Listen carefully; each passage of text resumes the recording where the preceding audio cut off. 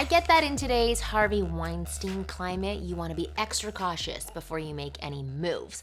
But if your goal is simply to ask a girl out or for her phone number and not asking her to get in the shower with you to ensure her role in Hangover Part 4, you're pretty safe.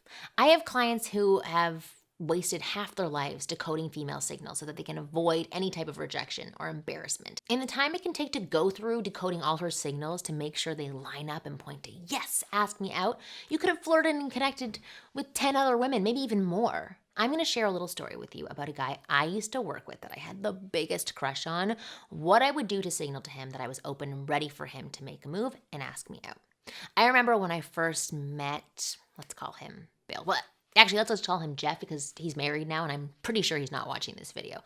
So Jeff and I were working on a film shoot together, and Jeff was about 5'8", had a big scruffy beard, wasn't the best dresser, but had some style. He was super funny, even though he was a little bit shy. He and I worked very closely together, and I remember meeting him and I was immediately attracted to him and crushed on him hard.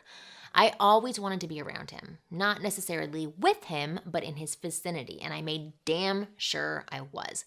I would stand by him and make sure I always looked good, not in the way that I put myself together, but in my actions.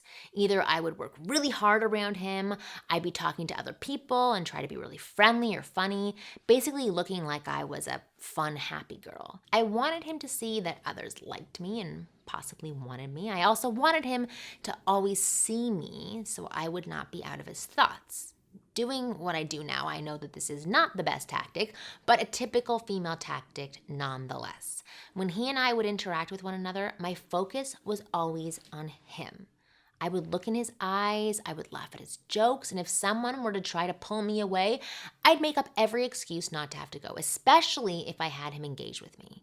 If he touched me in some way, I would touch him back. Maybe not right away, but if he touched me, I'd make it a point to touch him back at some point that day or like in the next hour. I'd find silly reasons to start conversations with him. I wanted him in my space. I wanted to be around him, and I wasn't looking around at others. If he ever talked about dating or relationships, I would always describe the kind of guys I liked as someone very similar to him. I gave this guy constant attention for 2 weeks of my life, and then I got pissed off. Well, not pissed, but I got hurt. Hurt that he didn't take action and noticed my ever so obvious female signals, which led me to doing a 180 where I ignored him, got uncomfortable around him, and would pick fights with him whenever I could. Stupid and childish, yes, but it's what I did.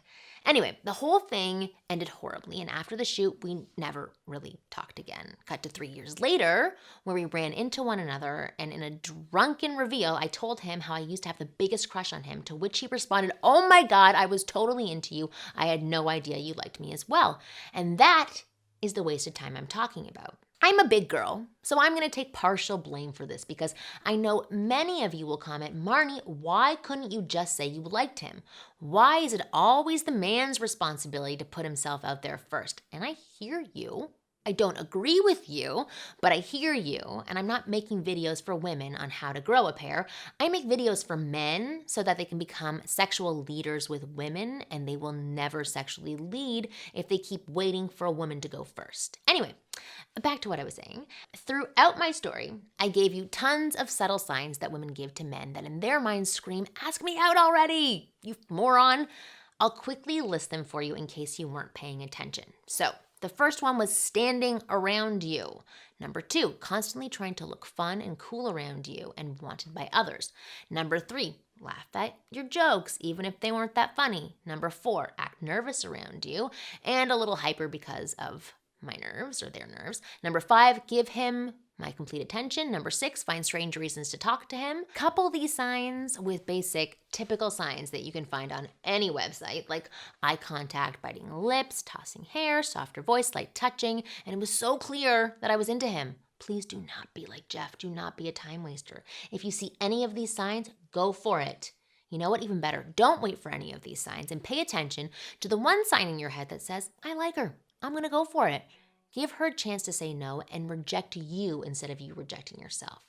If I find out that after watching this video, you are still wasting time, I'm going to come after you and force you to go for it. For more tips on how to attract, date, seduce, and get any girl you want, go to winggirlmethod.com and watch my free video on the shocking technique that makes any woman addicted to you. Go to winggirlmethod.com to watch it now. Please be sure to subscribe to my videos. I put up a new video every week filled with tons of advice and tools and tactics for you on how to get and keep the girl. I'll see you soon.